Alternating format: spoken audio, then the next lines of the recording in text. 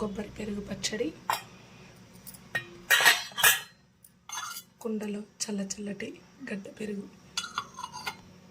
ఒడిలో కూర్చొని ఇలా భోజనం చేస్తుంటే ఎంత బాగుంటుందండి.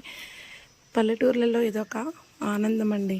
చూడండి, ఈ చెట్ల మధ్యన కూర్చొని మొత్తం నీడే ఉంటుందండి. ఇంట్లోకి అస్సలు వెళ్ళబుద్ధి అవ్వదు. నేను 1 గంట వరకు ఈ చెట్ల కిందే ఉంటాను.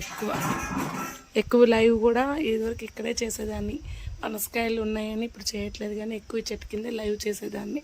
సో ఇలా అన్నం అరటాకుంటే ఇంకా బాగుంటుంది. ఇక్కడ కూర్చొని చక్కగా తినేస్తుంటే సూపర్ ఉంటుంది. వేడివేడి అన్నంలో నిమ్మకాయ పప్పు, దోసకాయ ముక్కల పచ్చడి, వడియాలు నంచుకొని తినండి. తర్వాత వచ్చేసి కొబ్బరి పెరుగు పచ్చడి, కుండలో చల్లటి పెరిగేసుకొని ఈరోజు మధ్యాహ్నం భోజనం ఇలా ముగిస్తున్నాం అన్నమాట. మా ఇంట్లో నాతో సహా అందరం ఏసీ ఫ్యాన్లు వేసుకొని ఈ వేడికి, ఈ ఉడకపోతకి మనం ఫ్యాన్ల కింద కూర్చొని అన్నం తింటాం కదా. నేను పనస చెట్టు, దానిమ్మ చెట్టు, నిమ్మ చెట్టు, సపోటా చెట్ల కింద మధ్య కూర్చొని ప్రకృతి గాలిలో వేడి వేడి అన్నంలో నిమ్మకాయ పప్పు, మా చెట్టుదేనండి, అది కూడా నిమ్మ చెట్టు, అది నిమ్మ చెట్టు, నిమ్మకాయ పప్పు, దోసకాయ ముక్కల పచ్చడి, అప్పడాలు, వడియాలు, చూడండి చల్లమిరపకాయ, గుమ్మడొడియము వేసుకొని చక్కగా నెయ్యి వేసుకొని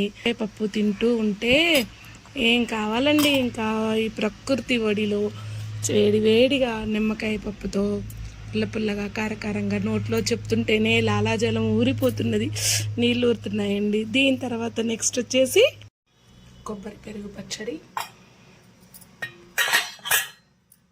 కుండలో చల్లటి గడ్డ పెరుగు.